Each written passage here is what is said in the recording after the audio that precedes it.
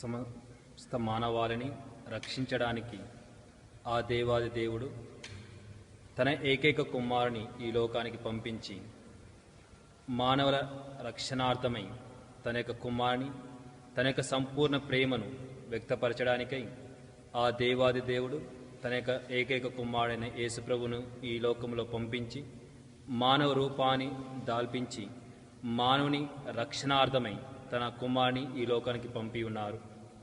ఆ దేవాది దేవుడు తన యొక్క అపారమైన ప్రేమను సంపూర్ణముగా వ్యక్తపరచుటకే తన కుమారుని పంపించి ఉన్నారు.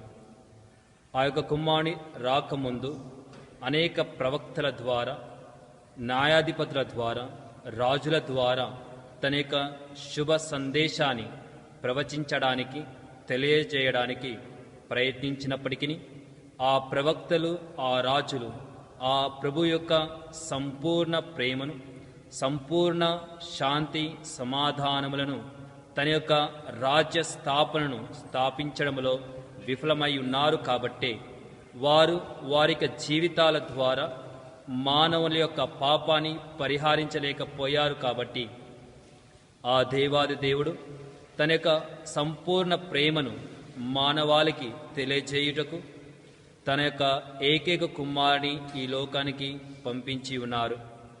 ఆ యేసు ప్రభు ఆ దేవాది దేవుని యొక్క మెసెంజర్గా కాకుండా తన యొక్క జీవితంలో మెసెంజర్ అయి మెసేజ్గా ఈ లోకంలో వ్యవహరించి ఉన్నారు. తన యొక్క జీవితాంతము కూడా ఆ ప్రభు యొక్క సంపూర్ణ ప్రేమను అలవర్చడంలో సంసిద్ధులై ఉన్నారు. కాబట్టి ఈ యొక్క క్రిస్మస్ పండుగ ముఖ్య ఉద్దేశము ఏమిటి అంటే ఆ దేవాది దేవుని యొక్క సంపూర్ణ ప్రేమను ఈ లోకానికి తెలియజేయుటకే తన ఏకైక కుమారుడైన యేసుక్రీస్తును ఈ లోకానికి పంపించి ఉన్నారు.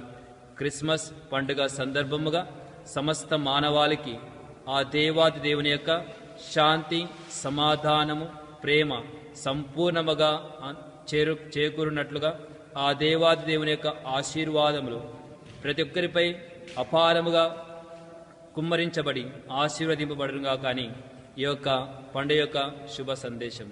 Thank you.